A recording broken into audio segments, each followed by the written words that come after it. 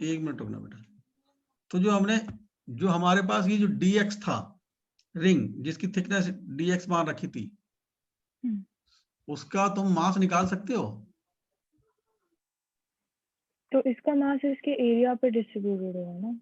हाँ, मास per unit area आ जाएगा m upon pi r square upon 2। बोलो। हाँ जी। तो रिंग का एरिया जो हमने dx माना है, उसका एरिया कितना आएगा? 2 पाई x dx।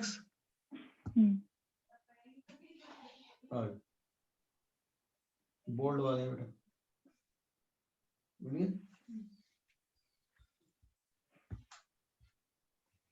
अब ध्यान दो सरन्या बेटा, इसका मास जो आएगा वो dm is equal to m upon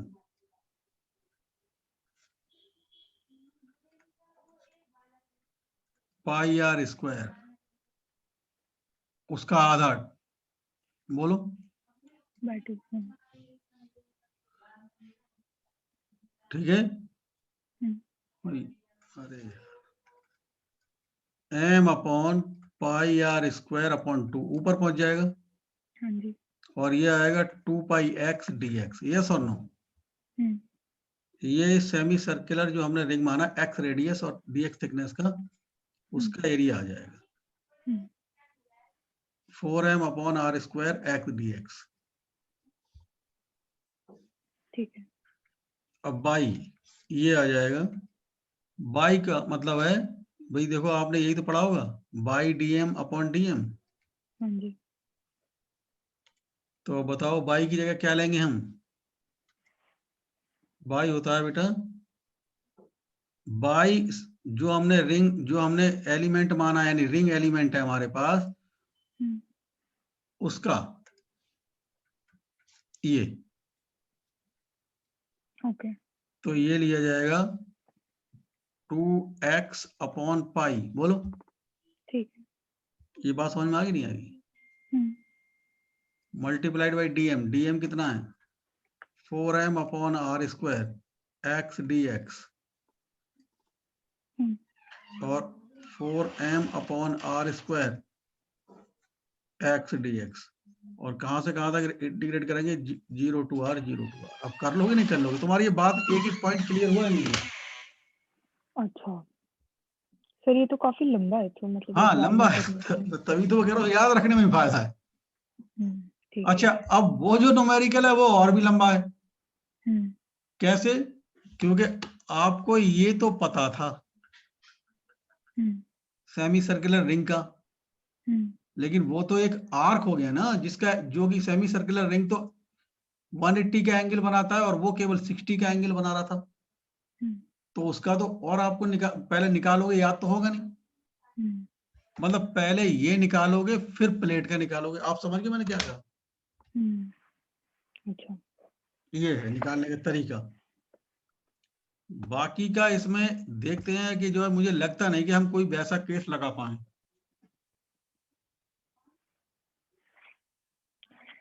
तो सर क्या, क्योंकि इसका आई थिंक फॉर्मूला हमें दे रखा था, मेरे को सारे फॉर्मूला याद करके जाने चाहिए, या क्योंकि मैंने प्रीवियस ईयर्स में तो ऐसे क्वेश्चन देखे नहीं थे। देखो इसका मेरे फॉर्मूला हिसाब था से तो 2r sin theta by 3 theta. है, इसका क्या था? इसका फॉर्मूला था 2r sin theta by 3 theta. अब सवाल ये है ना सरन्या कि तुम याद तो कर लो, लेकिन वहां याद रहेंगे? हाँ वो भी वही तो बात है, जिससे डर लगता है। हाँ फॉर्मूले, क्योंकि जो है सारे फॉर्मूले फिजिक्स में याद करने क्वाइट इम्पॉसिबल। ये है। हालांकि इसके पूछे जाने की प्रोबेबिलिटी ना के बराबर है। ये एलन के टेस्ट में आए थे सर ये सारे क्वेश्चन। असल में क्या है, एलन के टेस्ट में मैं पहले जो इतना, मैं तो अभी जब तुम ज्वाइन नहीं किए थे उससे मैं देख रहा था थोड़ा क्वेश्चन, मैं तो ये देख के ही दंग रह गया कि एलन के टेस्ट में मैंने कभी नहीं देखे पहले। मतलब बहुत सारे बच्चे पहले मेरे पास आते थे, लेकिन इतना ये असल में टिपिकल नहीं कहोगे, ये लेंथी कहोगे। और सारी क्वेश्चन जैसे लेंदी लेंदी लेंदी लेंदी आ रही थी, मेरे फिजिक्स में तो सारे क्वेश्चन छूट गए। और आपने मम्मा को बोला था कि एलन के टेस्ट बहुत अच्छे होते हैं, तो मुझे बहुत लेकिन मुझे डांटा क्या था। मुझे क्या छोड़ो, अब मुझे ये थोड़ा ही पता था कि इस बार वो भी ऐसे दे रहे हैं। वैसे कोशिश करोगे इसका अगर याद कर लो तो ज्यादा अच्छा है, फिर अब क्या किया जाए। हालांकि जो है ठीक है इसमें सर। ये क्वेश्चन पूछे जाने के लायक नहीं है। नीट का जो आजकल का पैटर्न चल रहा है उसके हिसाब से बेटा। ठीक है सर। और इसमें ये 5 क्वेश्चन एक्स्ट्रा ले रखे हैं, टेस्ट पेपर में तो दे ही रखे थे। चलो कोई, उसमें कितने थे टेस्ट पेपर में? टेस्ट पेपर में 40 दे रखे थे। तुम बस 40 ही तैयार बताओ, चीटिंग मत करना। 1 2 3 4 आगे बढ़ा बेटा। हाँ जी सर, नेक्स्ट क्वेश्चन एक बार देख लीजिए। इस पेज पे दे रखे हैं आगे। छोड़ दो, अब ज्यादा मत करो। ठीक है। देखो एक क्वेश्चन में देख रहा था, वो भी जो क्वेश्चन आसान है, मतलब इसमें जैसे ये क्वेश्चन नंबर 19 तुमने भेजा है,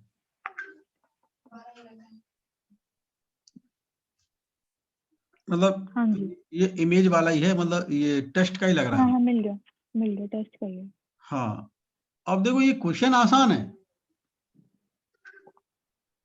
तुम इसे समझ पाए या नहीं? हाँ मैं समझ गई, लेकिन मैं एंड तक सॉल्व करते करते मेरी वैल्यू इनमें से कुछ आ नहीं रही थी, चलो मैं अभी और मेरे बताता को हूँ। टाइम भी लग गया काफी। देखो इसने ये कहा है बेटा, two identical balls of equal mass A and B are lying on a smooth surface as shown in figure. Ball A hits the ball B, which is at rest, with velocity this one. What should be the minimum value of coefficient of restitution between A and B so that B just reaches the highest point? तो तुमने इसको शुरुआत कैसे की, बस मुझे वो बता ना। तुम्हारा अब स्टेटस क्या है माइंड का? तो मैंने V2 का इक्वेशन लिखा था E के साथ, और मैंने वही वो वर्क एनर्जी थ्योरम लगा के V2 का जो वेलोसिटी था, एंड वेलोसिटी, उसको मैक्सिमम हाइट से इक्वेट किया कि बिल्कुल नीचे वाले पॉइंट पे जो उसकी वेलोसिटी होगी वो कंप्लीटली चेंज हो जाएगी पोटेंशियल एनर्जी में जब वो मैक्सिमम हाइट तक पहुंचेगा। तो ऐसे मान के चलो बी बॉल इंक्लाइन प्लेन के टॉप पॉइंट तक पहुंचे, तो उसके तब पास उसकी वेलोसिटी थोड़ी जीरो हो जाएगी, क्योंकि इसमें लिखा था जस्ट रीचेस। सुनो, तो उसके पास वेलोसिटी कितनी होनी चाहिए? जब हाईएस्ट पॉइंट पे पहुंचेगा जीरो हो जाएगी। हाँ, तो वो नीचे कितनी वेलोसिटी से शुरू करे? हाँ ये था ना क्वेश्चन, तो मैंने हाँ, half mv square equal mgh करके तो किया था। 2gh से आया? और नहीं, आंसर नहीं आया उससे कोई बात नहीं।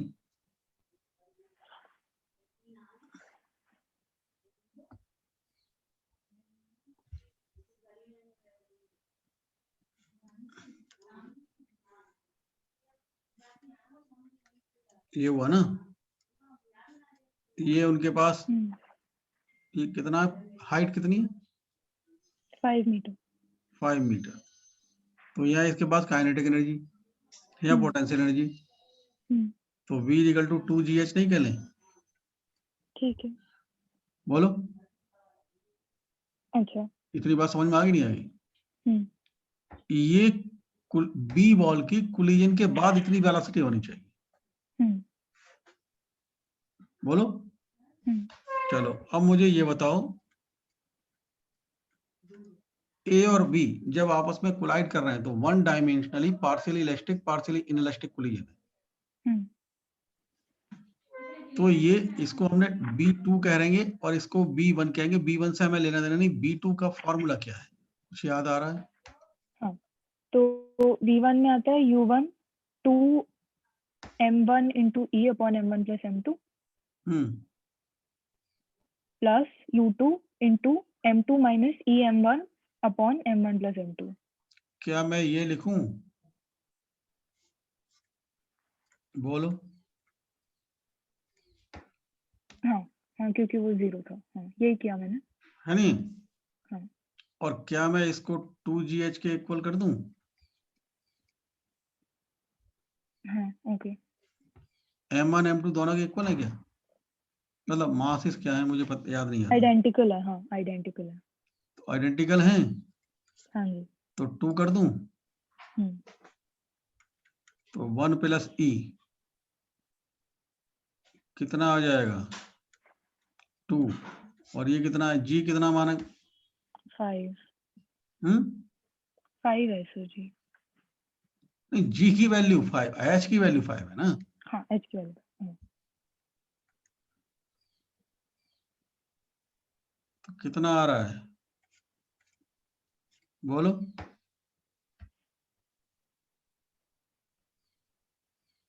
लेकिन E का तो कोई वैल्यू नहीं फंस रहा फिर।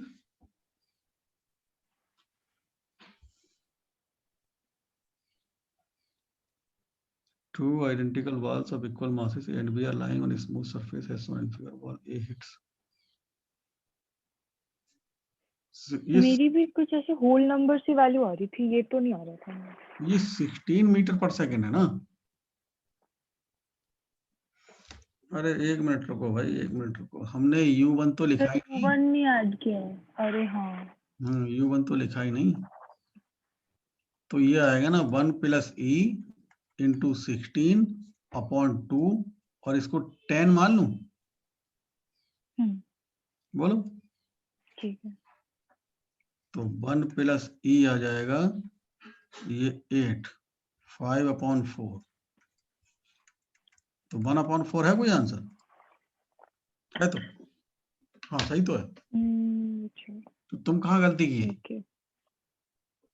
मेरी कोई होल नंबर वैल्यू आ रही थी सर। अच्छा मैं मुझे, मैं बताऊं, ठीक है। होल मेरी भी तो होल नंबर ही आ रही थी। मैं U1 को पहले माइंड में नहीं आया ना मेरे, मतलब वो गलती से रह गया, माइंड में था लेकिन वो लिखना भूल गया मैं। तुम समझ में आया नहीं ठीक है? है सर, ठीक है। भाई मैंने एक्चुअली हाफ mv² mjs करके किया था, तो मेरे को वो 20 सेकंड एक्स्ट्रा लग गए। यहाँ आपने जो डायरेक्टली लिख दिया कि V2 की वैल्यू करी थी, मैंने एनर्जी कंजर्व करके किया था, मेरे को उसमें भी ज्यादा टाइम लग गया। देखो, तुम टू दी पॉइंट सोचो, एग्जाम में टू दी पॉइंट सोचने वाली तो क्वेश्चन आएंगे। समझ में आया नहीं है? और सुनो ठीक है। सुनो, हम ऐसे सोचते हैं जैसे मान लो तुम्हें अपने घर से मान के चलो करोल बाग जाना है, हम्म, मैं एक एग्जाम्पल बता रहा हूँ, हम्म, और बस से जाना है, हम्म, तो आपको जो है या मेट्रो से ही जाना है, मान लो मेट्रो से जाना है, तो करोल बाग के लिए आपके यहाँ से कोई मेट्रो अगर डायरेक्ट है तब तो बहुत अच्छी बात है, हम्म, ठीक है। तो हम ऐसे सोचते हैं बेटा कि माँ कहाँ?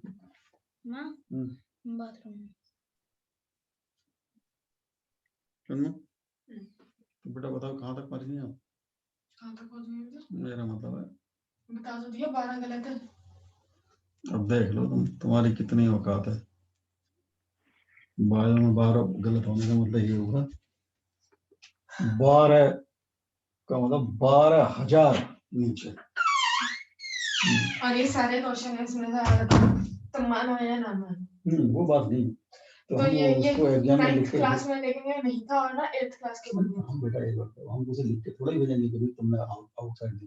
तो तुमने तो 10th क्लास के मुझसे निकाला नहीं, कुछ 9th का भी था, कुछ 8th का भी चलो था, बात बात। लेकिन और 10th का भी था। तो सर ने मेरे समझाने का पर्पस बेटा ये है कि पीछे से सोचते हैं कि ये होगा तो क्या होगा और ये होगा तो क्या, मतलब इसके लिए ये नीट है तो वो कैसे निकालूं, वो नीट है तो वो कैसे निकालूं, ये समझाने का पर्पस है।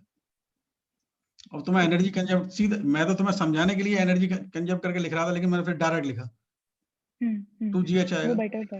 वो बेटर है। दूसरी बात ये है कि तुमको ये पहले निकालने की जरूरत नहीं है, हाँ, ये सीधा यहीं पर जैसे मैंने किया वैसे ही करने की नीड है, कम टाइम लगेगा। हमारा मकसद तो टाइम को मिनिमाइज करना है ना। लेकिन ये क्वेश्चन अच्छा है, लेकिन फिर भी ये आज के टाइम में जो नीट में पूछे जा रहे हैं उसके साथ तो फिर भी थोड़ा सा लेंदी है। सर ये पूरा फिजिक्स का पेपर ही ऐसे क्वेश्चन से भरा हुआ था। शायद 3 क्वेश्चन थे जिसमें मेरे को 15 सेकंड लगे होंगे। हाँ वो मुझे भी दिख रहा है, का इसमें पेपर था ये। मैं देख रहा हूँ कुछ क्वेश्चंस ऐसे हैं जो कि जो है आई थिंक जो है टाइम कंज्यूमिंग है, और सारे असल में क्या है ना कि ये इसमें सिलेबस क्या क्या था ये बताना। EMI था सर, कोलिजन्स था। बस, हाँ इसीलिए उसने ज्यादा दे दिया। अच्छा, अगला क्वेश्चन, एक तुमने क्वेश्चन नंबर 7 दिया। अब मैं सीधे वैसे सीरियल वाइज चल रहा हूँ। ठीक। एक लिखा है block of mass m moving with velocity u, it meets a smooth inclined wedge of mass 3m and height h that can also move along the plane. Plane. It meets a smooth inclined wedge of mass 3m and height h that can also move along the plane. अच्छा, the block begins to slide up the page. If the page is initially at rest, what value of u provides? ये लिख रहा है। थोड़ा मुझे इसमें जो है विजुअल नहीं है अच्छी तरीके से, इसलिए पूछ रहा हूँ। If the wedge is initially at rest, what value of u provides the maximum velocity of wedge? Assume all the surfaces are frictionless. यही ना, एक बार तुम जरा पढ़ना। हाँ सर, आपने जो बोला वही है, एग्जैक्टली वही है। तो समझ आया इसमें क्या कह रहा है ये? मेरे को अप्रोच नहीं समझ आया, क्योंकि वो ब्लॉक अगर स्लाइड भी कर रहा है और उसके ऊपर भी जा रहा है तो नहीं, इसका मतलब ये नहीं है। इसका मतलब ऐसे समझो, मैं समझा रहा हूँ। सारे वो पिक्चर क्लियर कर रहा हूँ पहले। ऐसे मान के चलो कि ये एक वेज है जिसका मास 3m है,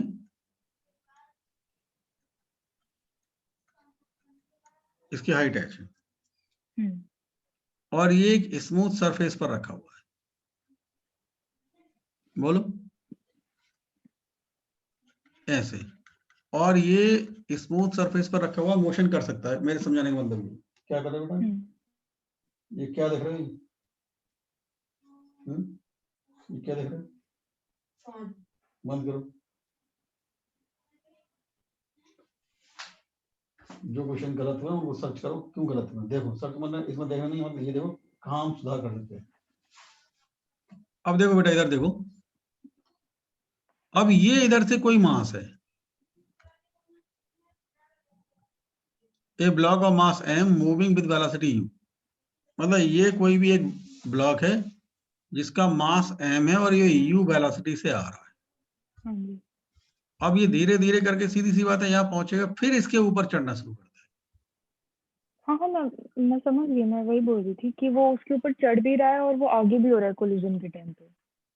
नहीं, वो आगे नहीं जाएगा, वेज आगे नहीं जाएगा। सर वेज आगे जा रहा है। Maximum velocity of the ways पूछ रहे क्वेश्चन में। देखो एक बार,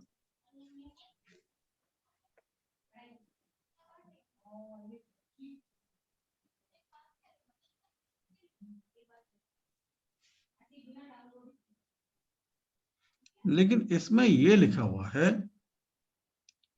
it meets a smooth inclined wedge of mass 3m and height h that can move along the plane. तो that can move along the plane के दो मतलब निकलते हैं, ये आगे भी चल सकता है, पीछे भी चल सकता है। सर अगर ऐसे कोलाइड कर रहा है तो पीछे क्यों चलेगा? कि इनिशियली तो रेस्ट पे है ना वेज। वो मैं समझा रहा हूं। जब वो उस पर चढ़ना शुरू किया तो ये सेंटर ऑफ मास का कॉन्सेप्ट लगेगा। ओके। सेंटर ऑफ मास एक तरीके से ऐसे मान के चलोगी, वो चेंज नहीं होगा, जहां था वहीं रहेगा। वो एक बोट वाला मैन। सर बोट वाले क्वेश्चन, हाँ मैन और बोट वाले क्वेश्चन में तो वो at t is equal to 0 initial time से ही कांटेक्ट में थे ना। ये तो पहले कांटेक्ट में नहीं थे, फिर कांटेक्ट में आए।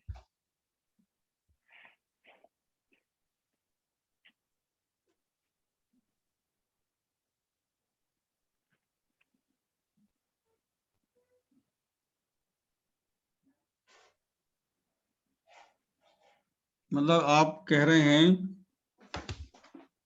कि वो सेंटर ऑफ मास वहीं नहीं रहेगा, मतलब जहां था। क्या आपको लग रहा है कि सेंटर ऑफ मास का पोजीशन चेंज होना चाहिए? नहीं, नहीं मैं कह रही हूँ जब वो फिर एक बार कांटेक्ट में आ गए तो उसके ऊपर कोई एक्सटर्नल फोर्स नहीं लग रहा, तो आफ्टर कांटेक्ट वो सिस्टम बना ना हमारा।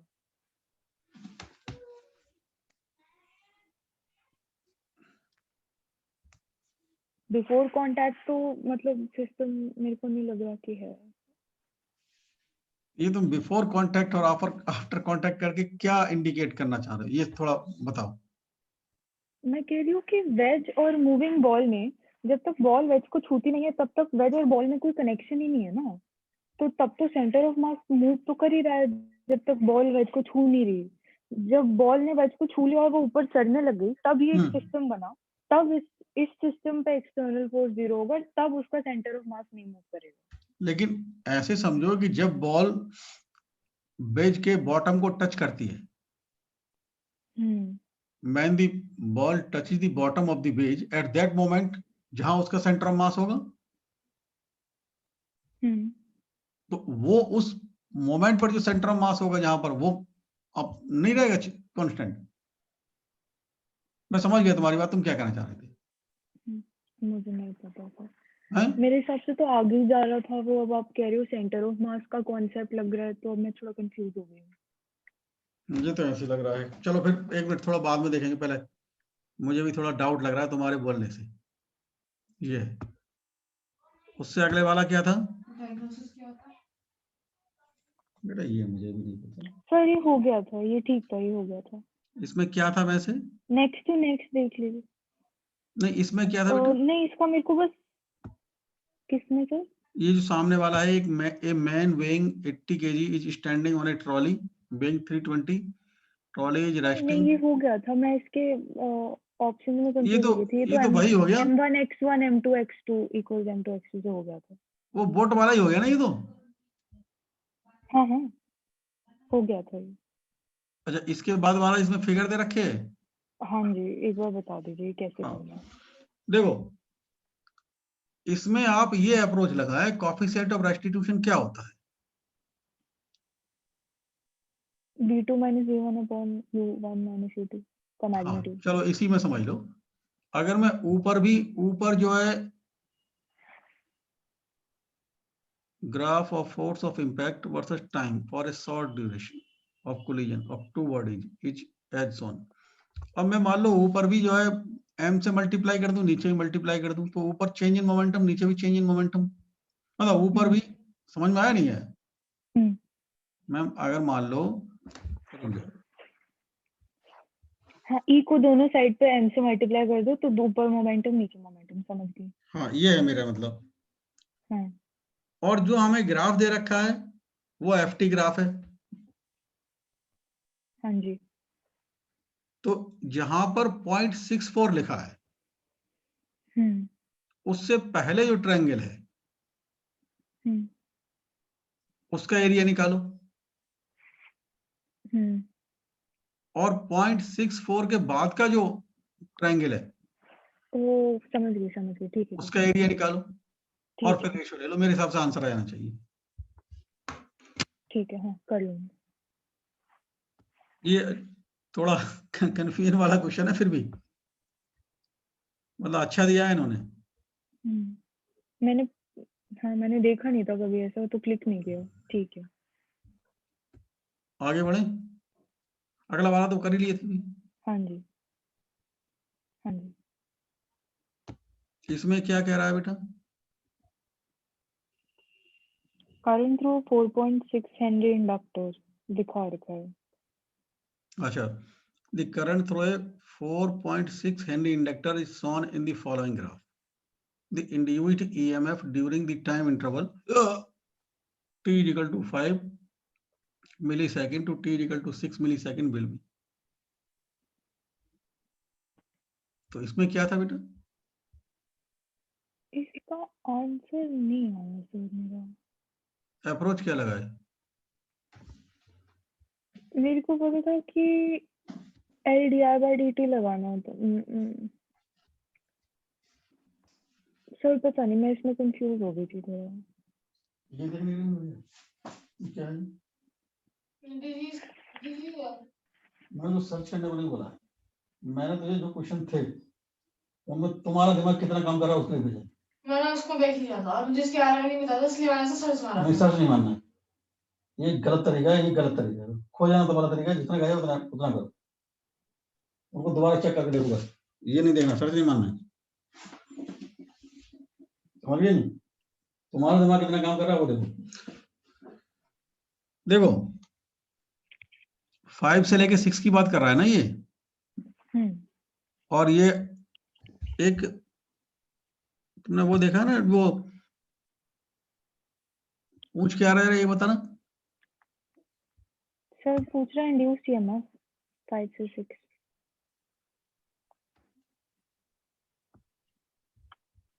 तो तुमने वो नहीं पढ़ा है कि EMF is equal to L d i upon d T?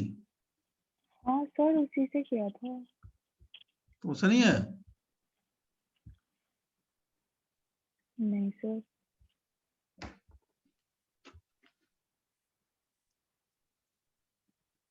दो मिनट मैंने अभी किया, 2 मिनट रुकिए। आ गया सर, सॉरी मैंने उससे आ जाना चाहिए था। मिस्टेक कर दी। हाँ ठीक है, सॉरी मैंने अभी किया, आ गया, ठीक है। नहीं तुमने अब क्या किया, एरिया निकाला नहीं? मैंने तब एलडीआई बाय डीटी किया था, मैंने अभी भी एलडीआई बाय डीटी किया था। तो प्रॉब्लम क्या आई?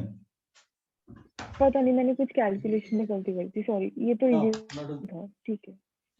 ये उठाओ। तो स्लोप नहीं निकाले तुम इसका? हाँ स्लोप ही निकाला था सर, 5 आया था और उससे मल्टीप्लाई किया था, मैंने यही किया था। लेकिन मेरा आई थिंक वो प्रेशर में आंसर गलत आ रहा था बार बार, ठीक है। एलडीआई बाय डीटी तो पता था मुझे। अब भाई तो मैं कह रहा हूँ ये तो आसान क्वेश्चन था ना। हाँ, ये तो गलत नहीं होना चाहिए था। हाँ ये गलत नहीं होना चाहिए, तो भाई तो मैं कहना चाह रहा हूँ ये गलत होना गलत बात थी। हाँ ये अभी मैंने सॉल्व किया, आ गया, ठीक है। ये नीट लेवल का ही क्वेश्चन है। हाँ एक सर इस पॉइंट पे मेरे ऑलरेडी काफी सारे क्वेश्चन छूट चुके थे फिजिक्स में, तो मेरा काफी मोरल डाउन हो गया था, मैं तो छोड़ने तुम वाली थी, कैसे फिर करते पापा हो, पीछे आके सुनो सुनो, बोलते खत्म कर। तुम कैसे करते हो, जो छुट रहे हैं उनको छोड़ के आगे नहीं बढ़ते? मैं काफी सारे छोड़ चुकी थी सर इस पॉइंट तक, और मेरे 15 मिनट बचे थे। तो मैंने तो कहा था पापा को कि अब फिजिक्स तो होगा नहीं मेरे से, और पापा ने कहा था कि नहीं तुम पेपर खत्म करो, तो जबरदस्ती मैं कर रही थी पेपर। फिजिक्स तक पहुंचते पहुंचते कितना टाइम बचा था? मेरे पास 1.5 घंटे थे, लेकिन पहले कुछ 5 क्वेश्चन में मैं अटक गई थी, फिर मेरे को रियलाइज हुआ कि अब मुझे पूरा पेपर करना चाहिए, तो फिर मैंने स्पीड बढ़ाई और तब तक टाइम काफी निकल चुका था। लेकिन 1.5 घंटा तुम्हारे पास काफी था। सर मेरा टाइम मैनेजमेंट पहले 5 क्वेश्चन में ही बहुत खराब हो गया था, मैंने एक क्वेश्चन के लिए शायद 8 मिनट भी ले लिए थे। हाँ, तो तुम्हें मैं वो देख रही क्वेश्चन, थी। उस क्वेश्चन की तरफ मूव ही नहीं करना चाहिए था तुम्हें। हाँ सर। कभी कभार क्या होता है, शुरुआत में टफ होते हैं, बाद में आसान होते हैं, तो बाद में अब जब शुरुआत में तुम अटक गए तो बाद वाले आसान भी टफ बन जाते हैं। हाँ जी। अच्छा बाय द वे, मैं यहाँ पर एक बात और ऐड करना चाहूंगा।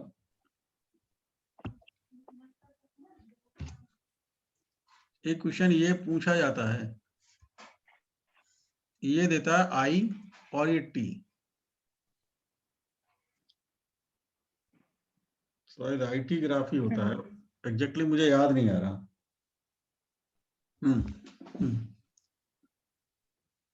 आपने पढ़ा होगा I is equal to EMF upon R, हाँ जी। और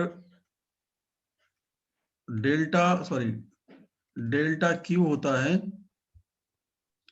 I इंटू डेल्टा टी, हाँ है नहीं?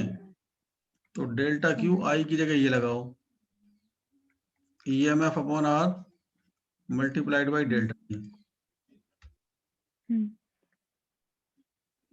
एग्जैक्टली याद नहीं आ रहा कि वो क्या था, चलो याद आएगा तो बताऊंगा। वो मतलब बताना चाह रहा था ये था कि वो क्वेश्चंस अभी बताऊंगा, बाद में जब याद आएगा तो क्या एग्जैक्टली था केस। अच्छा अब ये अगला वाला क्वेश्चन में देखो, इसमें क्या था, प्रॉब्लम क्या थी? ये मैंने थोड़ा लॉजिक लगा के किया था, इसका आंसर सही था। 2BL भी आएगा इसका? हाँ 2BL भी मैंने किया था सही, लेकिन मैं बस पूछना चाहती थी जो मेरा लॉजिक है वो सही है क्या? हाँ बोलो। मतलब ये जब ऐसे मूव कर रहे होते हैं तो इसके बीच में जो जितनी लेंथ बनती है जिसमें एक्चुअली ईएमएफ इंड्यूस हो रहा है, मैंने उसकी लेंथ को बस ऐड कर दिया। विड्थ दे रखी है कि एक की एल है। मैं एक बार पढ़ लूं। हाँ जी। One conducting U tube can slide inside another as shown in figure, maintaining electrical contacts between the tubes. The magnetic field B is perpendicular to the plane of the figure. If each tube moves towards the other, the constant velocity V and then the EMF induced in the circuit in terms of VLV, where VL I L is the width of the tube. हाँ जी। हाँ, अब बोलो आप क्या कह रहे थे? तो ये जब स्लाइड करेंगी एक दूसरे के ऊपर, फिगर के हिसाब से मैंने देखा था कि जिस सेक्शन में ईएमएफ इंड्यूस होगा जो परपेंडिकुलर है दोनों बी और वी के, उसका विड्थ आता है जितना भी एक का है उसका डबल, क्योंकि ये दोनों साथ में आ रहे हैं। तो मेरा ये लॉजिक था। ये मैं थोड़ा यहाँ पर और क्लियर करना चाहता हूँ। ये जो छोटा डायमीटर का आपको विड्थ वो दिख रहा है यूट्यूब, और वो बड़ा डायमीटर का दिख रहा है। इधर से विड्थ ऑफ ईच ट्यूब बोल रहे हैं। हाँ नहीं मैं वहीं पे आ रहा हूँ, समझ गया तुम्हारी बात। तो वो लग रहा है कि उनके बीच में गैप है, वो गैप नहीं है। समझ में आया नहीं है? मैं यहाँ ये मतलब मेंशन करना चाह रहा हूँ, वो लग रहा है कि गैप है लेकिन गैप नहीं है। जैसे ऐसे मान के चलो ना, एक गिलास, कभी कभी एक गिलास के अंदर दूसरा गिलास इंसर्ट करके रख देते हैं। तो बिल्कुल वही वाली सिचुएशन है ये। ठीक है। अब क्योंकि दोनों जो ट्यूब एक दूसरे की तरफ चल रही हैं, तो जब दोनों ट्यूब एक दूसरे की तरफ चल रही है, ईएमएफ दोनों से ही जनरेट होगा। ओके, ठीक है। समझ आया नहीं है? ठीक है। आगे बढ़े। हाँ।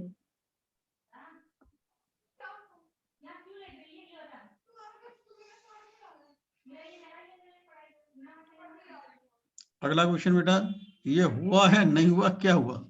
ये बहुत आसान क्वेश्चन है। ये सर मेरे को मैंने इसका निकाल लिया था कि इसका dr/dt इंटू जो भी वो मैंने निकाल लिया था, लेकिन फिर उन्होंने वॉल्यूम की टर्म्स में आंसर दिया है। वो वॉल्यूम नहीं है, वो वोल्ट लिखा है, V।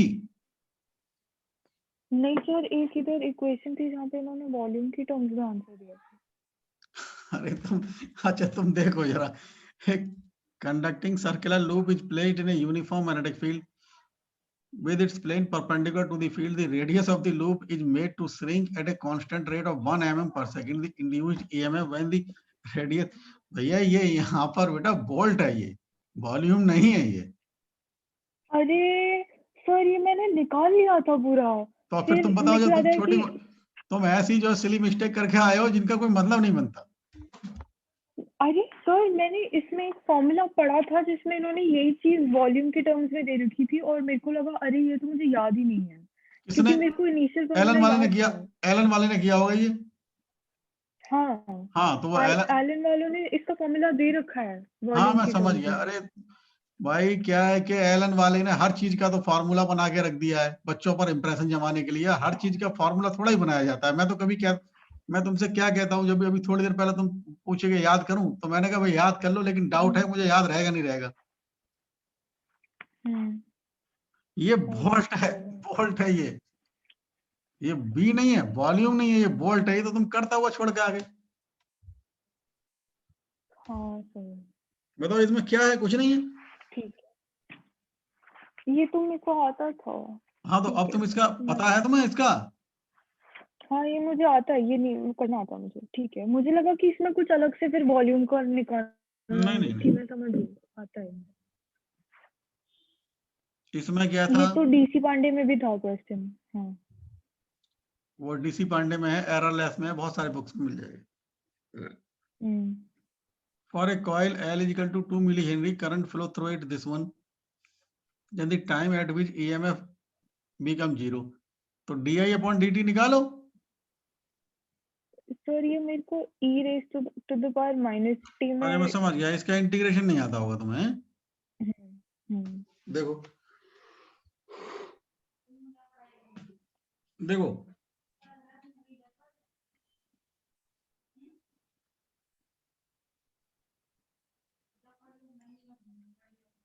इसका इंटीग्रेशन ये होता है बेटा, सॉरी डिफरेंशिएशन, मैं इंटीग्रेशन गलत बोल रहा हूँ। डिफरेंशिएशन। अब एक ही जगह वहां -1 है, अब वो क्या था जरा बताना। I = t² e⁻t है ना। हाँ जी। और थोड़ा यहाँ खाली यही फॉर्मूला नहीं लगेगा, और भी कॉन्सेप्ट लगेगा, वो ध्यान दे लो। होता क्या है, जैसे मान लीजिए हमारे पास ये कैपिटल F है और ये है स्मॉल f और ये स्मॉल g, तो इसका फॉर्मूला ये होता है, ये प्रोडक्ट का फॉर्मूला था, पहला ऐसे ही दूसरे का डिफरेंशिएशन, ठीक है। प्लस दूसरा ऐसे ही पहले का डिफरेंशिएशन, dx/dt, ये तो पता है। हाँ। तो ये di/dt आएगा t² और इसका आएगा माइनस का e⁻t ओ प्लस दूसरा ऐसे ही और पहले का 2t e⁻t, तो ये e⁻t कॉमन आ गया और t भी कॉमन आ गया, तो ये यहां से आया 2 माइनस का t, ये आएगा। अब तो कर ही लोगे आई होप। अच्छा ये नहीं किया था मैंने, ठीक है समझ गई। ठीक है सर, नेक्स्ट ग्राफ वाला क्वेश्चन है। हाँ आ रहे हैं उस पे।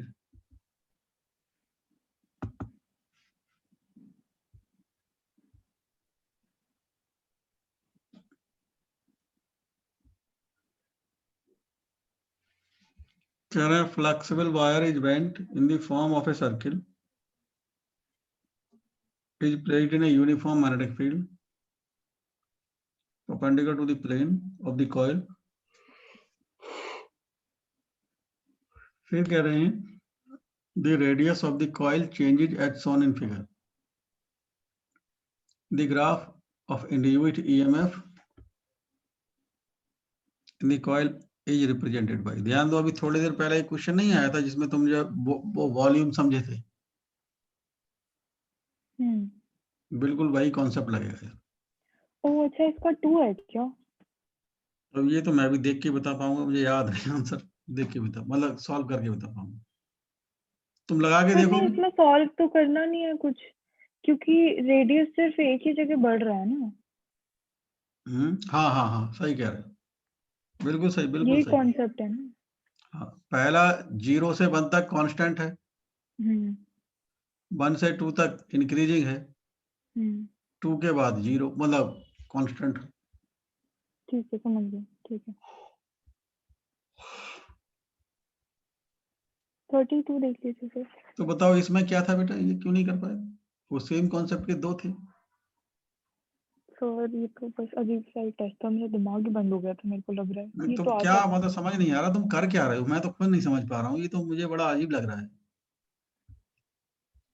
ये इसमें तुम्हारे अधिकतर पता था तुम्हें, फिर तुम नहीं कर पाए।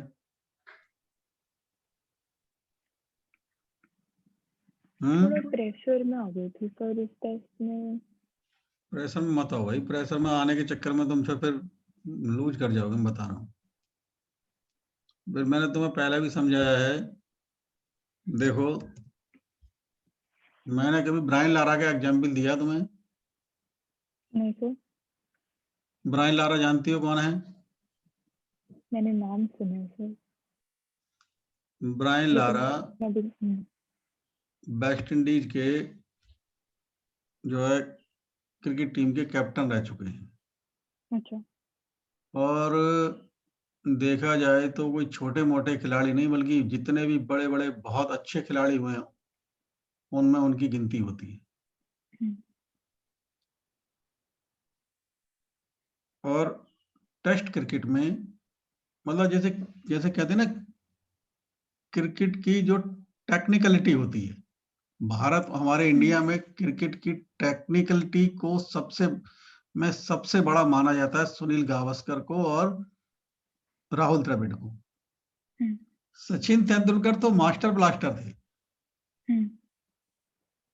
लेकिन राहुल द्रविड़ जैसे कहते हैं ना, सारे फॉर्मूले आते थे क्रिकेट के उन्हें, वैसे ही सुनील गावस्कर को। तो ब्रायन लारा उसी रैंक के खिलाड़ी थे, मतलब अब तो नहीं खेलते। तो उन्हें जब जो है टेस्ट क्रिकेट में उन्होंने शायद एक टेस्ट मैच में रिकॉर्ड रन बनाए थे, मुझे एग्जैक्टली वो नंबर याद नहीं आ। तो जब उनसे पूछा गया कि भाई आप ये कारनामा कैसे करते हो, तो उनका कहना था कि मैं कभी ये सोच के नहीं जाता हूँ आज शतक बनाऊंगा, मैं तो अपना जो है गिनती 25 से शुरू करता हूँ, और जब 25 रन बन जाते हैं उसके बाद मैं 50 देखता हूँ, जब 50 बन जाते तो 75 देखता हूँ, 75 बन जाते तब 100 के बारे में सोचता हूँ। कभी अपने आप से ये मत सोचो कि हम बहुत अच्छा करेंगे, नहीं है, बस ऊपर वाले पे विश्वास रखो कि भाई हमसे अच्छा करा ले। बात समझ में आया नहीं है? क्योंकि अगर तुम ये सोचोगे कि जो है बहुत अच्छा करोगे, प्रेशर करने नहीं देगा। सही बात है। हाँ जी। जिसे वही है कि भाई फिर वही गीता की बात आ जाती है, गीता तो हर जगह एप्लीकेबल है, वहां भगवान कृष्ण भी तो यही कहते हैं कि तुम क्या करना तुम्हारे बस की बात नहीं है, जो करना है वो करते रहो, फल के बारे में सर ये सोचोगे अप्लाई करने में बहुत दिक्कत होती है सर, हैं? मैं बहुत सोचती हूँ इस बारे में, लेकिन ये कोई आदमी कैसे पॉसिबली अप्लाई कर सकता है अपनी जिंदगी में अगर वो रिजल्ट को नहीं देखेगा तो। हमारे देश के प्रधानमंत्री तो जीते जाते एग्जाम्पल है, अगर सही मायने में सोचो तो। कैसे सर? वो ऐसे, राहुल गांधी तो यही फॉर्मूला अप्लाई किए थे कि हम तो प्रधानमंत्री बन ही जाएंगे, और वो जिंदगी में कभी प्रधानमंत्री नहीं बन पाएंगे। नरेंद्र मोदी कभी सोचे नहीं थे कि हम प्रधानमंत्री बन जाएंगे, कर्म करते रहे और प्रधानमंत्री बन गए। रिजल्ट के बारे में सोचोगे तो ज्यादा लंबी जिसे कहते हैं वो हम बहुत लॉन्ग डिस्टेंस नहीं चल सकते। बात तुम्हारी बिल्कुल सही है कि बिना रिजल्ट के बारे में सोचे हम कुछ नहीं कर सकते। हम रिजल्ट के बारे में सोचें केवल इतना ही कि कैसे वो पाया जाए। ड्यूरिंग एग्जामिनेशन हॉल अगर हम रिजल्ट के बारे में सोचेंगे तो प्रेशर आएगा और फिर हम अपने आप को, अपने रिजल्ट को बिगाड़ लेंगे। ठीक है सर। इसलिए मेंटली ये सोचो कि मुझे रिजल्ट के बारे में नहीं सोचना है। रिजल्ट के बारे में सोचोगे तो ज्यादा प्रॉब्लम क्रिएट होगी। इसलिए बेटर ये है कि केवल अपना काम करो, 100% दो। ठीक है, वो हम वहां कैसे पहुंचे और उस पर कैसे चलें, यहां तक हमारा अधिकार है। जितना रिजल्ट के, जितने भी हाईली सक्सेसफुल पर्सन हुए हैं लाइफ में, वो रिजल्ट के बारे में कभी नहीं सोचते। और रिजल्ट के बारे में सोचना बेवकूफपना है। सोचना है तो इस बात पे सोचो कि हम वहां कैसे पहुंचे, कैसे करें। रिजल्ट क्या होगा इस पर हमारा कोई अधिकार नहीं। इस बात को जितनी जल्दी समझ लो उतना ही ज्यादा अच्छा है। समझ आया नहीं है? बहुत कोशिश करती हूँ लेकिन बार बार आता रहता है, लेकिन नहीं, आपकी बात सही है। इस बात देखो, सही बात जितनी जल्दी समझ में आ जाए उतना ही अच्छा है। क्योंकि गलत बात तो समझ में बड़े आसानी से आती है, और सही बात को समझने में टाइम लगता है। मतलब सही बात को समझने में टाइम इन द सेंस इसलिए लगता है कि जो है हमें उसके लिए कुछ करना पड़ता है। ये है, तो मैं इसलिए कह रहा हूँ बेटा रिजल्ट के बारे में मत सोचो, तुम अच्छा करोगे। लेकिन अगर तुम रिजल्ट के बारे में सोचोगे तो मुझे डाउट होने लगता है। ठीक है सर। क्योंकि तुमने इसमें इतनी बेवकूफपने वाली गलतियां की हैं जो तुम नहीं बच जाते हो उनसे, है नहीं? इसलिए रिजल्ट के बारे में मत सोचो। इसमें सारे क्वेश्चन तुमने ऐसे जो है मतलब गलत करके जो तुम कर सकते थे। चलो 32 क्वेश्चन में थोड़ा इसका कॉन्सेप्ट तुम्हें पता है नहीं पता है, पहले ये था। नहीं सर, ये तो पहली बार देखा है मैंने। पहली बार मतलब देखा? एज इन दोनों का कॉम्बिनेशन पहली बार देखा मैंने। चलो चलो फिर मैं, ये तो बहुत इंपॉर्टेंट कॉन्सेप्ट है, बताऊंगा मैं। अपनी कॉपी पे ये फिगर बनाओ।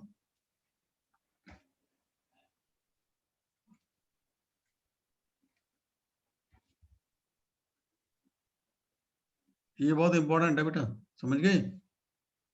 और इसकी जड़ पकड़ लेना बस, मैं वही जड़ ही समझा देता हूँ।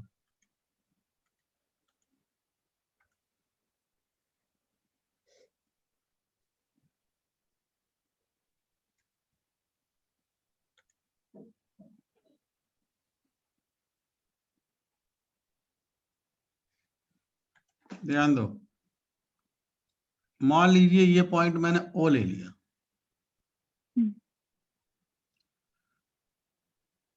इधर मैंने क्या किया, यहां पर एक dx एलिमेंट मान लिया,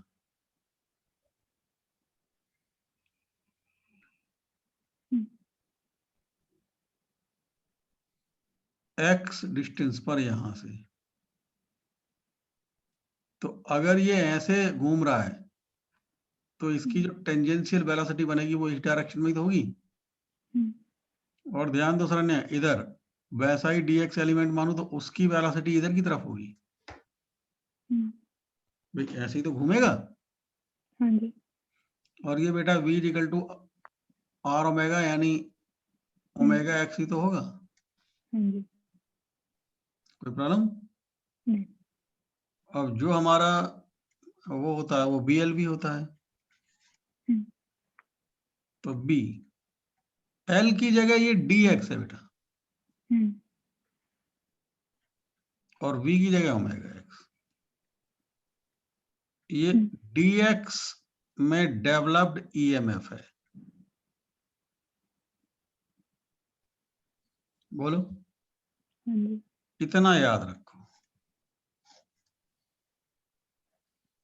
ओके।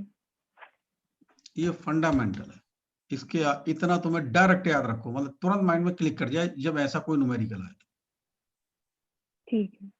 अब सुनो सुनो, रुक जाओ रुक जाओ।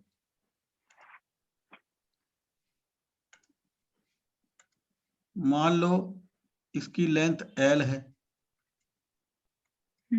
और o मिड पॉइंट है, तो -l/2 से l/2 तक इंटीग्रेट करोगे। तो इसका तो b ओमेगा स्क्वायर बाय 2 आएगा अगर मिड पॉइंट पे होता तो। हाँ, लेकिन कुल मिला के तुम्हें इंटीग्रेट नहीं करना है, तुम तो सिंपली ये याद रखो कि भाई मुझे ये करना है, ठीक है? और ये L1 से L2 मान, अब उस न्यूमेरिकल में पहुंचो जो तुमको दिया गया। हाँ जी। उस तो न्यूमेरिकल ये -l से 3l इंटीग्रेट करना है। मैं एक बार पढ़ लूं, मैंने पढ़ा नहीं था, और शकल देख के मैं बताया। हाँ, -l से +3l तक इंटीग्रेट करना। रुक जाओ, अभी रुक जाना। अच्छा। क्योंकि answer VA minus BO, BO minus BC ऐसे दे रखे हैं ना। बोलो। हाँ देखो, हाँ। इसका मतलब कौन हायर पर है, कौन कौन लोअर पर है, वो भी देखना पड़ेगा ना बेटा। बोलो। तो हायर तो वो, हाँ। सुनो सुनो, इधर देखो, तुम थोड़ा अपने आप को शांत रखा करो। हाँ जी। कॉपी पे तुमने फिगर बना ली है? हाँ जी। कॉपी बना ली? हाँ जी। अब ये हाथ लो अपना लेफ्ट हैंड, दिखाओ ऐसे, ठीक है? अब समझो, ये पॉजिटिव चार्ज के चलने की डायरेक्शन, मैग्नेटिक फील्ड की डायरेक्शन, फोर्स की डायरेक्शन। अब ध्यान दो, पॉजिटिव चार्ज के चलने की डायरेक्शन का मतलब है इस कंडक्टिंग रॉड के अंदर जो पॉजिटिव चार्ज थे उनके मोशन की डायरेक्शन, उनके वेलोसिटी की डायरेक्शन। तो जो मैंने ये तुमको समझाने के पर्पज से ये dx एलिमेंट माना था, उसकी वेलोसिटी इधर है। तो तुम्हारा ये वेलोसिटी की डायरेक्शन में, ठीक है। और ये perpendicular to the plane of the paper inward, तो थंब तुम्हारा O की तरफ जा रहा है, यानी सारे चार्ज O पर, सारे पॉजिटिव चार्ज O पर एक्युमुलेट हो जाए। बात समझ में आई नहीं आई? ठीक है। हाँ। मैंने ये इसके हिसाब से समझाया है जो मैंने माना है। अब मैं उसको एक बार और देख लेता हूं। वहां हमें BO और BC इनके बारे में दिया, अच्छा OAC इन सब के बारे में दिया है। हेलो, तो सर अगर O पे अक्यूमुलेट हो रहे तो O की रिस्पेक्ट में फिर A और C नहीं कम सुनो पोटेंशियल पे अभी नहीं? हमने जो देखा वो O और B के लिए देखा ना बेटा, सॉरी O और C के लिए देखा मैंने, B नहीं, O और C के लिए देखा। B तो मैग्नेटिक है। हाँ। ठीक है, तो इसका मतलब ये हुआ C लोअर पोटेंशियल पर होगा, O हायर पर होगा। ठीक है। अब तुम O और A के लिए देखो, तो ध्यान दो, इधर देखो, इधर ये वाली फिंगर अब नीचे आएगी ना, वेलोसिटी उल्टी हो जाएगी। हाँ, तो फिर A हायर तब पोटेंशियल पे होगा। नहीं, अरे तब भी O हायर पर है। ओ, देखो तुम अपनी कॉपी में हाथ लगा के देखो ना।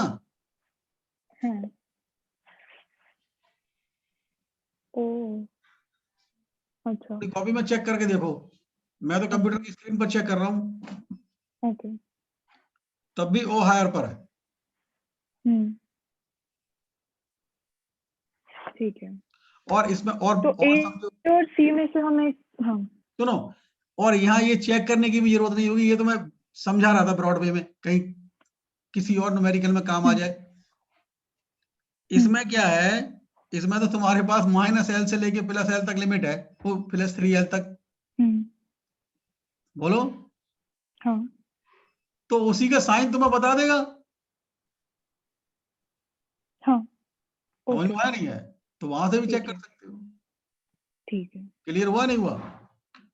ठीक है। अच्छा अब आगे सुनो, तो सुनो फिर, आगे। हाँ।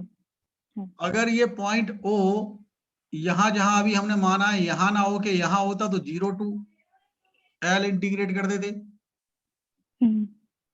समझ पाए नहीं? हाँ जी। हाँ। है नहीं है? मतलब इसी तरीके से हाँ। थिंक हाँ। कर, और ये बहुत इंपॉर्टेंट कॉन्सेप्ट है, इसको हर हाल में समझ लेना। अगर छोटी बात भी क्लियर नहीं हो तो मुझे याद आ रहा है पिछले क्लास में मैंने तुम्हें बताया था, लेकिन मुझे ये उम्मीद नहीं थी कि तुम्हें ये नहीं पता होगा। तुम याद करो, सुनो, मैं तुम्हें याद दिला रहा हूँ। हाँ। वो एक स्पोक वाला क्वेश्चन नहीं था? हाँ सर, स्पोक वाले क्वेश्चन में हमने डायरेक्टली B ω L²/2 लगाए थे सर, तो ये वो यही पीछे तो वाला है। नहीं किया था। हाँ हाँ, ठीक है। तुम इसको वो 0 बताया था आपने, मुझे याद है। to L इंटीग्रेट करोगे, तुम्हें उसका रिजल्ट पता था, वो कैसे आया ये नहीं पता था। मुझे ये नहीं पता था कि तुम्हें नहीं पता है, हाँ, मुझे ये नहीं पता। अच्छा, ठीक है। वरना हाँ। उसी दिन समझा था मैं तुम्हें। हम्म। ठीक है, तो इसको तुम 0 to L इंटीग्रेट करोगे तो वही तो आ गया जो तुम बोल रहे थे अभी, 1/2 B ओमेगा L²। ठीक समझ है। में आया नहीं है? हाँ। ये बहुत इंपॉर्टेंट कॉन्सेप्ट है। अभी तुम इसे लिख लो, मैं एक दो बातें और बताऊंगा फिर जो पूछी जाती हैं अक्सर। तुम्हारी ये बात क्लियर हुई या नहीं हुई? हाँ,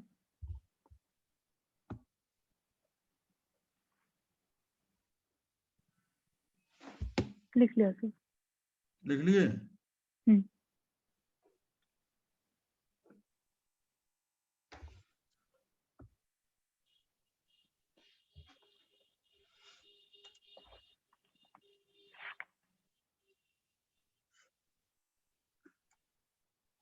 ये गलत बन गया है, एक मिनट।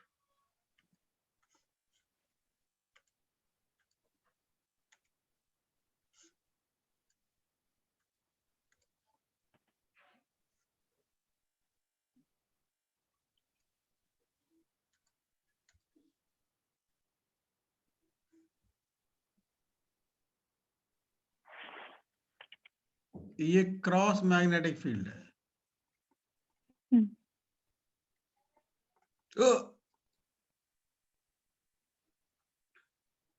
और ये बेटा आपको V दे रहा है।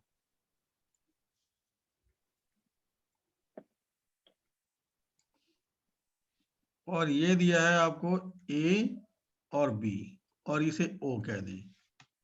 A और B के बीच आपसे EMF पूछ रहा है, कौन हायर पर कौन लोअर पर, सारी कहानी पूछ रहा है। क्या A हायर पर है? चेक करो, मान लिया हो भी सकता है तो कितना आएगा वो निकालो।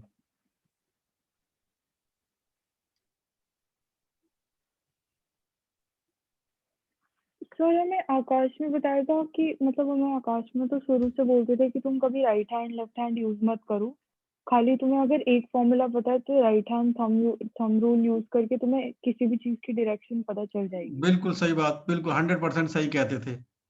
तो मैंने जिंदगी में कभी राइट हैंड और लेफ्ट हैंड यूज भी किया, इसलिए जब आप बोलते हो मैं थोड़ी कंफ्यूज हो जाती हूँ। मैंने राइट हैंड रूल से निकाला था तो मेरा EMF A पे ज्यादा आ रहा था। अब इसको कैसे करना है आप एक बार। हाँ, लेकिन मैं उसको जो है रिकमेंड नहीं करता हूँ। कारण हाँ। वो रिकमेंडेशन मैं तभी करता हूँ जब जो है बच्चा उसको अच्छी तरीके से यूज करना जानता हो, बस। तो क्या अब अच्छा मैंने जैसे निकाला था क्या उससे गलत आ रहा है? मैं अभी चेक कर लेता हूँ, मैंने तो चेक नहीं किया, मैं तो खाली ऐसे ही बोल दिया तुमको। देखो मैं जो करूंगा, क्योंकि BLB थोड़ा इसके मैं और समझा दूं, ये तीनों एक दूसरे के परपेंडिकुलर होने चाहिए। तो जो OA रॉड है उसका परपेंडिकुलर वेलोसिटी इस डायरेक्शन में आएगा। बोलो। A हायर पर आएगा OA में। सही है, A हायर में बताया तुमने? हाँ तो सही होता है। और इसमें OB में O हायर पर आएगा। इसका मतलब अल्टीमेटली A हायर पर हो गया, B लोअर पर हो गया। अब कितना आएगा? तो हाँ, तो सर अभी कितना आएगा मैं कैसे निकालूं? चलो, ये नहीं पता तुम्हें? अरे सर अच्छा, इसका मैं अगर डायरेक्टली परपेंडिकुलर लेंथ निकालनी ना मुझे A और B के बीच में। हाँ तो ज्यादा अच्छा है, बिल्कुल सही सोचे। आपने लेंथ बताई है मुझे, L है इसकी लेंथ। हाँ बेटा, क्या बोलूं? हाँ इधर आओ, क्या बात है? कुछ नहीं। फिर भी तो बताओ क्या कैसा लग रहा है? मेरे पैर में और कमर में दर्द हो रहा है। पेट में कौन दर्द हो रहा है? पैर में और कमर में दर्द। पैर में कहाँ? यहाँ यहाँ। क्या खा रहे हो? बादाम। अपना ख्याल नहीं रखते, मुझसे तुम्हारा ख्याल नहीं। वो कैल्शियम गोली खाई? हाँ। जाओ आप करो, थोड़ी देर आराम कर लो, बंद करो, जाओ आराम कर जाओ। ये भारी दर्द हो रहा है, तुमको अक्सर समझाया जाता है, ऐसा पूछता हूँ, तो जब थोड़ा आराम कर लो, इन्हें रख दो, लेकिन मक्का मत करना, बस आराम से लेट जाए। क्या वो गोली खाएंगे ना कैल्शियम की? हाँ?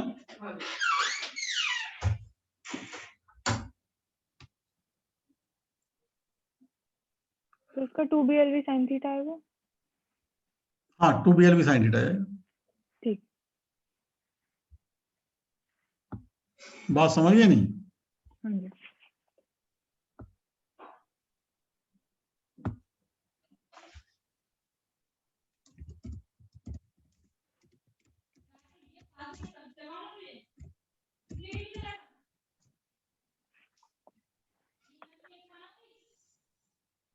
आगे बोलो।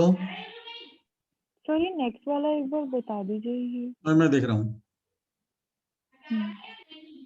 तुम 1 मिनट वेट करो बस। है हाँ जी। एक बच्चा आ गया है, मैं थोड़ा उसको बोलता हूँ थोड़ी देर बाद ज्वाइन कर लेगा। ठीक।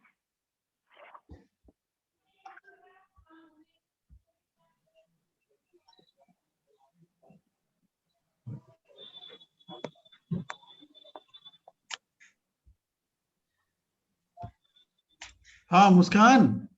Yes sir. हाँ बेटा, जरा थोड़ा 15 मिनट बाद ज्वाइन कर सकते हो? Yes sir, yes sir. हाँ कोई बात नहीं बेटा, 15 मिनट बाद ज्वाइन करना। मैं अभी मैसेज भी लिख दिया था तुमको, ठीक है, रख दो। उसी वो अपने आप भी कनेक्ट हो गया ये। हाँ कोई बात नहीं, वो कोई बात नहीं, 15 मिनट बाद ज्वाइन करना बेटा, ठीक है। Yes okay. यस।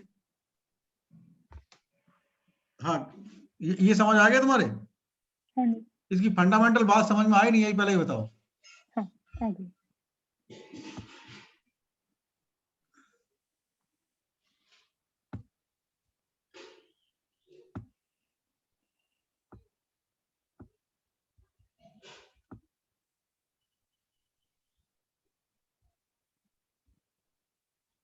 हाँ इसमें क्या कह रहे हैं ये देखो, a vertical ring of radius r and resistance r hmm falls normally, हम्म ठीक है। हम्म It is in contact with two vertical connecting rails which are joined at the top.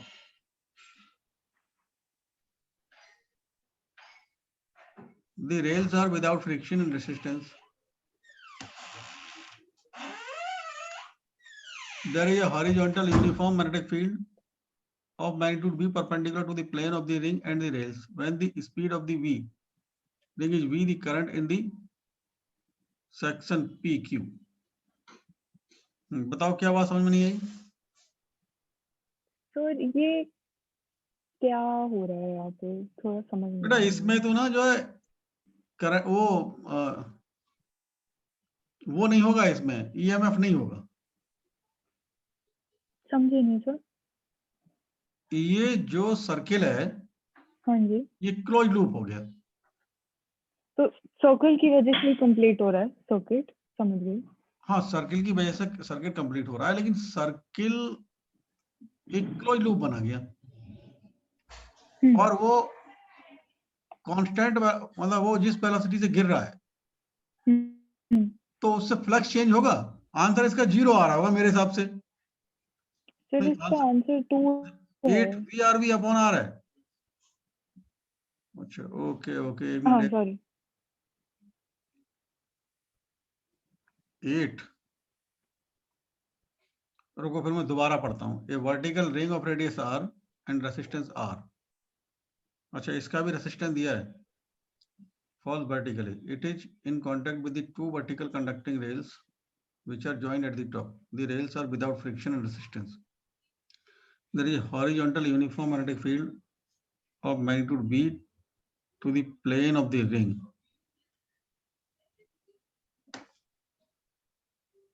There is a uniform horizontal magnetic field, uniform magnetic field of magnitude V perpendicular. अच्छा perpendicular है ना, ठीक, to the plane of the ring and the rails. The speed.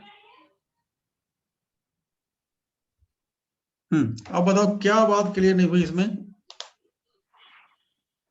देखो मेरे को लग रहा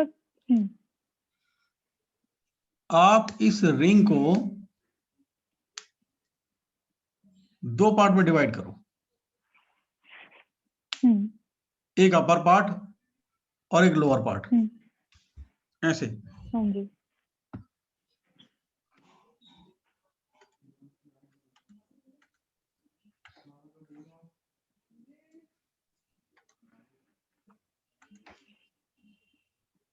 ये तो डायमीटर 2R हो जाएगा। तो ऐसे कहोगे अपर पार्ट के कारण, ऐसे समझ लो। ये मैंने 4 पॉइंट दिखा दिए पास पास में, तो इन 2 पॉइंट्स के कारण एक EMF डेवलप होगा और इन 2 पॉइंट्स के कारण एक EMF डेवलप होगा। समझ पाए? अब जब इन 2 पॉइंट, तो उस EMF का ये तो वही आ जाएगा 2R VLB। तो ये 2R, अब इसमें फिर वही देखोगे कौन सा पॉइंट हायर पर होगा, कौन सा लोअर पर होगा। फिर नीचे वाले में भी 2RB होगा, जैसे AB और ये CD कह दूं। फिर सर इसमें अगर करंट फ्लो कर रहा है तो ये एक ही डायरेक्शन में नहीं फ्लो करना चाहिए? नहीं, करंट इसमें नहीं पूछा है उसने। नहीं, हाँ मुझे पता है पूरे सर्किट में फ्लो कर रहा है, लेकिन सर्किट को हाँ, कंप्लीट होने के लिए नहीं नहीं नहीं, मैं तुम्हारी बात समझ गया। मैं बता रहा हूँ करंट इसमें फ्लो करने का मैं जो बात कर रहा हूँ ये है, असल में ये जो पॉइंट ऑफ कांटेक्ट है, हाँ जी। सर्किट जो कंप्लीट हो रहा है जैसे इन्होंने पूछा है उसके साथ पहले मैं भी तो कंफ्यूज हो गया था यहाँ पर। ये जो पॉइंट ऑफ कांटेक्ट है बेटा, ये सोर्स ऑफ ईएमएफ का काम करेंगे और फिर वो इसमें ओके, करंट फ्लो कराएगा। ये है केस इसका। ठीक है। बात समझ पा रहे हैं, समझ पा रहे हैं आप? तो अब तो हमें फिर ये मैं कैसे निकालूं मैं इसमें? जैसे अभी तुम ये देखो, कोई बात नहीं, मैं समझा रहा हूं। तुम सी या डी में से कौन सा हायर पर है ये निकाल सकते हो। अभी थोड़ी देर पहले निकाला तुमने। हाँ जी। ए और बी हाँ में से कौन सा हायर पर है, दोनों में निकाल सकते हो। हाँ जी। फिर दोनों को जो उस हिसाब से देख लोगे कि ये सीरीज में कनेक्टेड होंगे या पैरेलल में कनेक्टेड होंगे। मान के चलो, मुझे नहीं पता अभी, समझ में आया नहीं है। और अगर मान लो एक ऐसे तो दोनों सीरीज में कनेक्ट हो गए, नहीं हो गए? नहीं आ रहा बात समझ में? चलो मैं देख लेता हूँ ना, कोई बात नहीं। हाँ हाँ मैं समझ गई। तुम बात समझ गए, नहीं समझ गए? अगर सीरीज में कनेक्ट होंगे तो ऐड हो जाएंगे और पैरेलल में कनेक्ट होंगे तो जो है यही आएगा 2RBV। तुम बात नहीं समझ है लेकिन पैरेलल में हैं? तो मेरा मतलब समझ गए ना? नहीं है ना, लेकिन सीरीज में तो ऐसे। सीरीज में नहीं है हाँ तो फिर ये पैरेलल में है। सर, ऐसे क्वेश्चंस मैं कहाँ से प्रैक्टिस करूं? ये तो बहुत सारे मैं भेज दूंगा। नहीं मतलब ये वाला मैंने कभी देखा नहीं था, जिसमें एक मूविंग पार्ट की वजह से सर्कल में उसको आधा डिवाइड करके रेजिस्टेंस को सीरीज पैरेलल में करके करने वाला। ये थोड़ा ये सोचना मैं- पड़ेगा ना। अब अकेला ऐसा ही क्वेश्चन थोड़ा ही है। जैसे ये वाला क्वेश्चन तुम देखो तो ये भी तो वैसी बात है भाई, इसमें भी तो वही बात ही तो आ रही है इसमें भी। समझ में आया नहीं है? इसमें कुछ नहीं हमें जो करना होता है वो ये कि हम पहले ये जो हमारा रिंग है ये एक सोर्स ऑफ ईएमएफ की तरह बिहेव करेगा। वो ईएमएफ निकालना और रेजिस्टेंस से डिवाइड करना, सिंपली बस ये है। ठीक है। तुम बात समझ पाए नहीं? हाँ जी। अब इसे कर पाओगे या नहीं कर पाओगे, या मैं तुम्हें कोई और ज्यादा क्वेश्चन तुम्हें भेजूं तो मैं भेज सकता हाँ हूँ। जी, इस वाले में प्लीज भेज दीजिए, ये मेरा वीक है टॉपिक। मैं भेज दूंगा कल, ठीक है? अब तुम ये क्वेश्चन कर पाओगे या नहीं? मैं कोशिश करूंगी, अगर नहीं कर पाऊंगी तो मैं आपसे अगली क्लास में पूछ लूंगी, लेकिन कोशिश करूंगी। एक मिनट, टू आइडेंटिकल, अगला वाला, two identical circular loops of metal wires are lying on a table without touching each other. Loop A carries a current which increase with time. In response, the loop B remains stationary. तुम इसका concept तुम्हें पता है या नहीं पता है? नहीं पता है तो मैं बताऊंगा, ये बोलो। सर मेरे को ये नहीं समझ आया कि रिपल्शन कैसे हो रहा है, क्योंकि अगर दोनों सेम प्लेन में लाइट कर रहे हैं तो उनका मैग्नेटिक फील्ड तो ऐसे जाएगा ना। Two identical circular loops of metal wire are lying on a table without touching each other. Loop A carries a अगर current. दोनों सेम प्लेन में लाइट कर रहे हैं पढ़ने से तो two identical circular loops of metal wire are lying on a table without touching each other. दोनों पास पास टेबल पर रख दिए। आगे कह रहे हैं loop A carries A current which increase with time. ठीक है, बोलो। मैं समझाऊंगा, कोई बात नहीं। इन रेस्पॉन्स, ध्यान दो, सुन लो इधर, इसमें कॉन्सेप्ट में समझा रहा हूं। हमें यह देखना होता है कि किसी एक वायर में करंट को बैरीज करने से दूसरा वायर वो सेम लूप नॉर्थ पोल की तरह बिहेव करेगा या साउथ पोल की तरह, और दूसरे मतलब वो, और दूसरे वायर का वो फेस, मतलब दूसरे लूप का फेस नॉर्थ की तरह बिहेव करेगा या साउथ की तरह। अगर दोनों अपोजिट की तरह बिहेव कर रहे हैं तो अट्रैक्ट होगा, वरना फिर रिपल्सन। सर मेरे को आपसे एक बात पूछनी थी, जब कोई मैग्नेट को हम बोलते कि रिपेल या अट्रैक्ट करे, तो वो मैग्नेट के नॉर्थ पोल के बिल्कुल सामने होता है ना। मैं समझ गई कि क्यों रिपेल करेगा, क्योंकि वो ऑपोजिट, मेरे को पोलैरिटी समझ आ गई। मेरे को ये नहीं समझ आएगा कि वो सेम प्लेन में रखे हैं दो लूप, तो उनका मैग्नेटिक फील्ड तो ऐसे जाएगा ना, तो सेम प्लेन में रखने के बाद वो कैसे रिपेल? सुनो, तुम्हें क्या लग रहा है, ऐसे रखे हैं? नहीं, ऐसे टेबल पे रखे हैं ना। हाँ, ऐसे रखे हैं, तो फिर रिपेल कैसे कर रहे हैं? उनका मैग्नेटिक फील्ड तो ऐसे जा रहा है ना, तो सबसे स्ट्रॉन्ग ऊपर और नीचे है, तो किसी साइड में रखी हुई चीज को रिपेल कैसे कर रहा है वो? मैं पोलैरिटी समझ गई, वो मैं निकाल सकती हूँ, मैं रिपल्शन नहीं समझी कैसे हो रहा है। चलो अब ऐसा करते हैं, फिर अगले क्लास में समझेंगे। ठीक है, मैं भेज ठीक है, ठीक। हाँ जी। अभी तो अब तुम करोगे क्या, मुझे थोड़ा ये बताओ।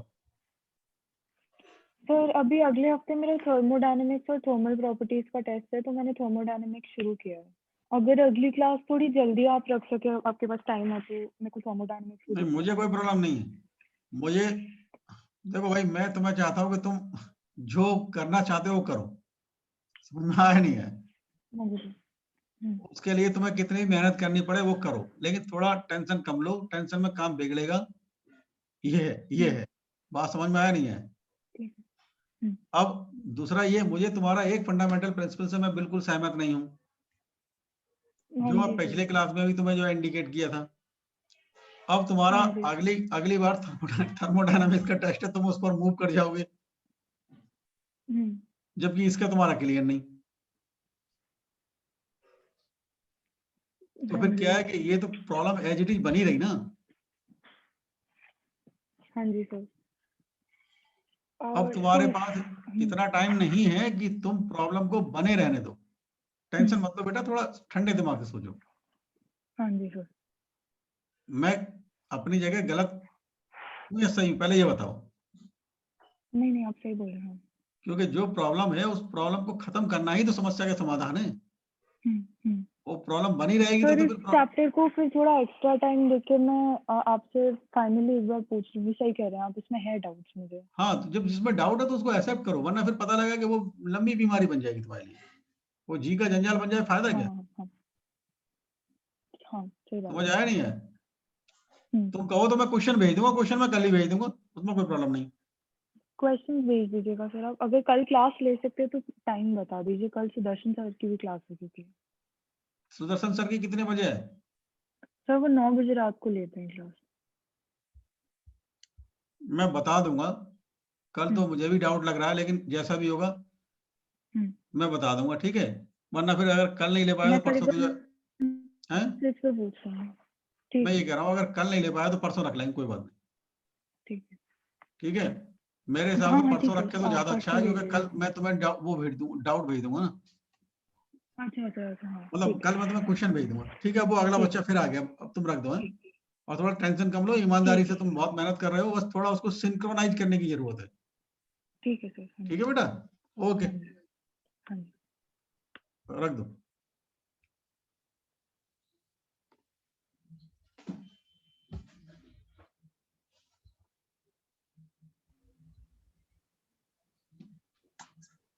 हाँ मुस्कान, आ गए? Yes sir. अच्छा, 1 मिनट बाद ज्वाइन करोगे? Yes sir. हाँ, 1 मिनट बाद ज्वाइन करो।